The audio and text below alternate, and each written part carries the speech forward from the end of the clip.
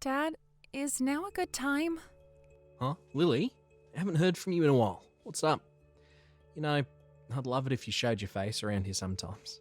I miss you, I've been settling into my new life of living alone ever since you flew the nest a year ago to get married pretty well, but I'd still like to see you sometimes. I'm your dad, sweetie. Yeah, well, you see, it's not that I don't want to. Huh? What is it then? Well, there's something I was hoping I could talk to you about. Oh, alright. Well, sure. Go ahead.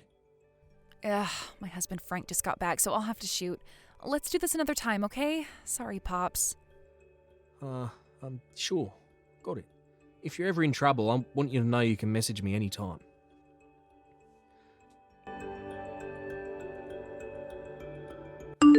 Hey, Lily. You messaged your dad behind my back yesterday, didn't you? I know everything. Huh? No, I didn't. Do not lie to me, woman. I got done looking through your phone hours ago. You cut it off mid-discussion because I came home earlier than planned, didn't you? You lying lowlife. Don't bother trying to keep up the act, woman. Believe me, I'm already pissed enough as it is. But my phone was locked. How did you... The password was your dumb bitch mom who died 10 years ago's birthday, right? As if I wasn't going to guess that. You think like a simpleton. It was so easy to guess, I got it on my first try. Oh my god. I made your instructions perfectly clear when we got married. I told you were to cut off all ties with your worthless loser of a dad, didn't I? Please, Frank, don't do this. I'm begging you. Will you just cut me some slack on this one thing, please? He raised me all on his own after my mom passed away.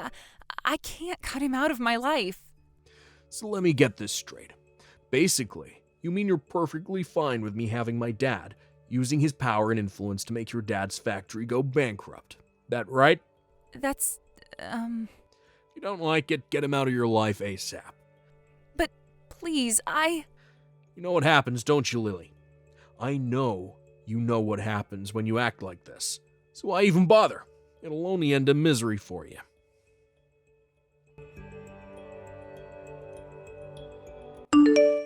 Dad, help me. Lily? What's wrong? Frank kicked me out of the house. He kicked you out? But we're in the middle of a major typhoon. It's not safe to be outside right now.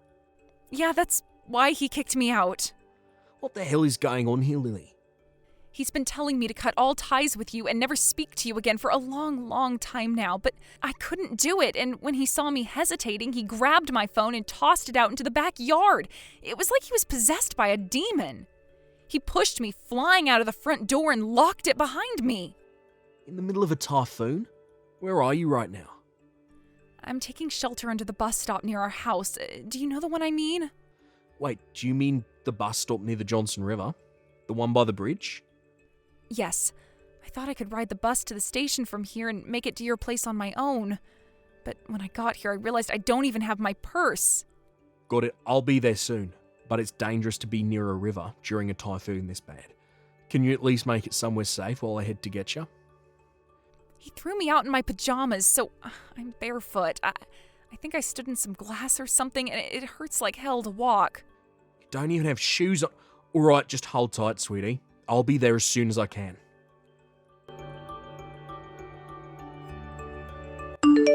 Frank, is now a good time? Oh, aren't you Lily's dad? Been a long time, huh? Hope you're doing well, sir. Isn't the typhoon today awful? I'll see. So you're aware we're in the middle of an awful typhoon then? Huh, yeah, of course. I'd have to be blind and deaf not to know this is a really bad one. The boss called and told me not to go into the office today, so I'm working remotely instead. I see. So you kick my daughter out barefoot in the middle of a horrible typhoon, while you sit working in safety at home without a care in the world. Huh. What exactly are you talking about? Lily's doing the dishes in the kitchen as we speak. Oh, that reminds me. She accidentally dropped her phone in the sink, so she can't message you right now. We're gonna drive out to the phone shop to get her a new one once the typhoon calms down, so sorry, but We'd appreciate it if you waited a little before trying to contact her. I don't plan on letting Lily go back to you. Huh? She's here with me right now. What? What the hell do you think you're playing at, boy? But I broke her phone. How the... Yeah, she told me all about how you tossed her phone into the yard in the middle of the worst typhoon the state of California has seen in 26 years. Fortunately, it landed on the lawn and is well known as being one of the best phones on the market for water resistance. After picking it up and getting herself to safety, she messaged me explaining all the horrible abuse you've been subjecting her to and begged me for help. I rushed out to help her in the middle of the typhoon as soon as I got the message. I barely recognised her, Frank. She weighs 35 kilograms for crying out loud. Seriously? It would appear you've been constantly pressuring her to break off all ties with me. Do you mind explaining why you did that? Whatever. I guess if you know it can't be helped, there's no use in trying to keep up the act anymore. I see. Does that mean you're finally going to man up? Show me your true colours? You want to know who I really am? I'm the son of the CEO of a major company, and I'm set to be president one day. And you, Andrew, you're nothing but the owner of one of my father's dozens of minor, insignificant subcontractor factories. You're nothing but a worm beneath my feet. We live in different worlds, peon. Different worlds. So what, I took your trashy production line working daughter and claimed as my own. What's the issue here? She should be grateful someone as powerful and respected as myself would even give her a look in. In return, it was her duty to live to serve me for the rest of her life and do my bidding at all times. But that goddamn stubborn blockhead refused to cut you out of her life. She had the nerve to disobey me, her husband, the lord of the manor, and the supreme master of her life. You can't seriously expect me to forgive impudence of that magnitude. It might seem cruel, but this is the only way to educate her in the ways of wifeliness and make her see sense. I kicked your dumbass daughter out barefoot to educate her in the ways of being a good wife. Sure, we might be in the middle of a typhoon, but hey, that ain't my problem. If anything, being kicked out in the middle of a typhoon might make her think even harder about her disgusting behavior. I'll say, you're saying some very messed up things here, Frank. Messed up? The only one who messed up here is you. How the hell did you raise your daughter for her to end up like this? This is why single parents should be eradicated from society. She doesn't belong to you anymore. You do know that, right? She's my wife, and I intend to educate her as such. Wonder if you'll have the decency to cut off ties with her and stop getting in my way. Just what the hell do you think my daughter is? Huh? I'll let you have her hand in marriage because I thought you'd make her happy. And what did you do? You trampled her hopes, expectations, and dreams underfoot as you terrorized, tormented, and abused her. What's your hecking goddamn point? The only one who needs educating here is you. Wow. Who's going to educate me? You?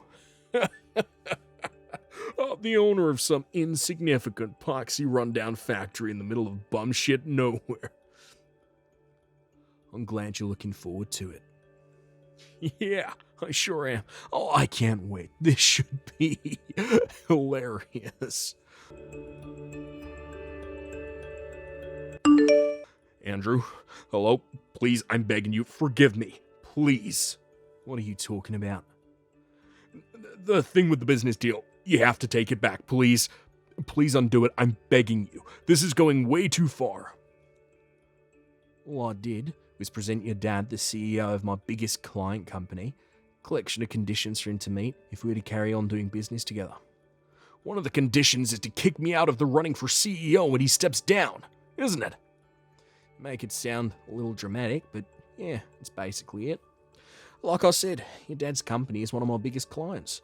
However, there are many more companies I could do business with if we were to lose the contract for whatever reason. I can't say the same for him though. The parts he orders from my factory are extremely difficult to get a hold of elsewhere in the market due to patent issues. not to mention the skill level of our technicians. But basically, if I said I wasn't going to renew the contract, your dad's company would be facing some pretty severe management difficulties before long. Oh, you thought the fact that your wife's dad was just a subcontractor, gave you full license to do whatever you pleased to her, didn't you? Sadly for you, it backfired. And now, thanks to your arrogance, the very future of his company is in jeopardy. You shouldn't bring personal grievances into business. This is wrong. It's immoral. You call yourself a professional. Personal grievances? Oh, this is nothing of the sort. How is it not? Oh, sure, this might have started out with private affairs, but no matter how you look at it, kicking my daughter out of the house in her pajamas, barefoot and terrified in the middle of a typhoon, is totally insane, devoid of reason. How could I allow someone so utterly lacking in humanity, without even a shred of basic decency, and not to mention common sense, to become the CEO of my biggest client company? Looking at this from a purely business perspective, after what you did, it'd be impossible for me to do business with you and have peace of mind that things on your end would be well run. As a result, I had no choice but to voice my concerns with the current CEO. Here's what I said. Were your son to inherit the company, I would be forced to terminate our contract. Accordingly, in order to continue our business relationship, I require that you appoint an alternative CEO and give me full guarantee that he will never wield any power in the executive decision-making process. Wait, so in that case, if I can get Lily to forgive me, then we can carry on with the contract like nothing happened, right? Excuse me? Right, understood. Give me some time. I'll have this whole thing sorted out in a jiffy. Hey, Lily, you dumb bitch. Undo this stupid mess you made. Make your dad forgive me. Now. If you do, I'll give you back your position of the wife of the future CEO. Are you a complete moron? Huh? Do you have no conception of how you lost your position as future CEO in the first place? Do you have no conception of why my dad is pissed off with you? Do you fail to understand why I want to divorce you and never see you again? Divorce? Yep, I knew it. You still don't understand, do you? Not even after everything that happened as a result of the way you treated me. You were so convinced you had power over my dad due to the situation with your dad's company that you thought you could say and do whatever you pleased to me without any fear of consequences. Sadly for you, you couldn't have been more wrong. I have some self-reflecting of my own to do too. Don't get me wrong, nowhere near as much as you do, but I still need to ask myself some serious questions about what happened. Right. You're right. So you are thinking about the way you behaved then. I'm really pleased to hear that, babe. All right, we'll chalk this one down to being entirely your fault and move on then. Okay, I'm ready for you to come home and apologize to me so we can go back to normal and put all this stupid crap with me losing my CEO post behind us. Wait, what? Did you think I was making some kind of apology to you? You're more deluded than I thought. What I meant was that I need to ask myself why I knew so little about my dad's factory. I am mad with myself for not taking more of an interest in him and his work. But you? I never did anything wrong, and I don't have anything to apologize for. What the hell is this? I'll never become CEO if we don't come up with a peaceable resolution here. Don't you want to be the CEO's wife? So your response to me telling you we're getting a divorce is to try and tempt me with the prospect of being your wife in this fantasy world where you still get to become CEO? Are you too much of a moron to see how little sense that makes? If I cared about being the CEO's wife, I wouldn't be divorcing you in the first place, you idiot! What did you just call me? Besides, even if you weren't physically and emotionally abusive, I still wouldn't have any interest in being with you on behalf of the fact that you have been cheating on me. Huh? Surely you didn't think I wouldn't notice. You always did suck at hiding things.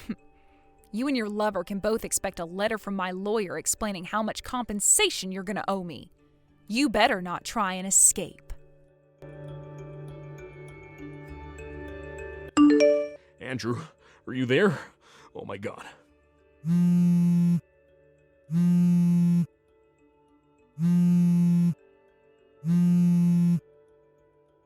mean, I guess I could answer the phone. But you see, Frankie boy, thing is, I'm like to lose my temper as soon as I hear your miserable, wretched voice on the other end of it. Drive over to your house and beat you within an inch of your life.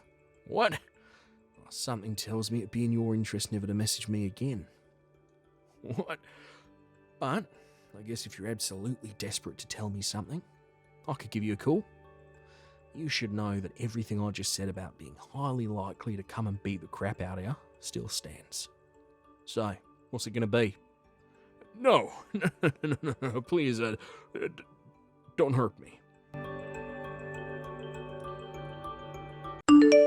What did you guys learn from today's story? Well, to me, it was a reminder that more often than not, people who look down on those they perceive to be weaker than them are always the first to brown-nose their superiors like subservient little lapdogs. I figured I'd do Frank, who was a living example of exactly that variety of vile human being, a huge favour by seeing to it that he met a fate fitting for the way he treated my daughter. After my daughter got done divorcing him, and after he lost his job at his dad's company, I put in a word for him with my friend who runs a company called Demon Quarry Foundation.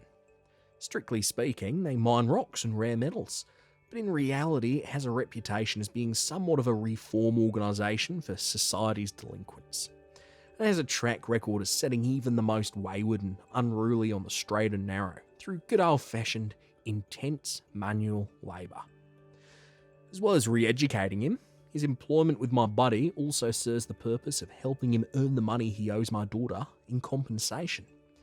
You should have seen his face when he found out he'd be working at the Demon Quarry Foundation. Judging from how pale he went, he knew all about them. Mentally unprepared for the arduous journey that lay before him, he was loaded into a black van like a lamb being led to the slaughter. See ya, Frank. Thank you for watching. Please subscribe and hit the like button. See you next time.